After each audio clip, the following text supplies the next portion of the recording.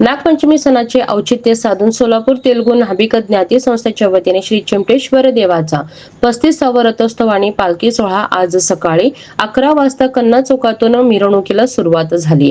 या सोहळ्यासाठी शहरातील 506 तेलुगू नाभिक बांधव आपली दुकाने बंद ठेवून उत्सवात पूर्ण श्रद्धेने सहभागी झाले। साईबाबा चौकातील श्री चिमटेश्वर मंदिरात पहाटे 5:30 ते 9:30 या वेळेत महारुद्राभिषेक, पंचामृत अभिषेक, महापूजा आणि महाआरती झाली। पूजेचा मुख्य मान समाज अध्यक्ष अनिल कोंडूर यांच्याकडे असून यंदा 21 जोडप्यांना महापूजेला मान मिळाला। यंदा लकी ड्रॉच्या माध्यमातून 5 समाज बांधवांना पूजेसाठी बसण्याचा विशेष मान देण्यात आला आहे। चिमटेश्वर रथ बैलगाडीतून मिरवणूक काढण्यात आली होती। या रथोत्सवात 11 कला मंडळाचा सहभाग असून समाज बांधवाच्या वतीने जागोजागी प्रसाद व पाणी वाटप करण्यात आले आहे।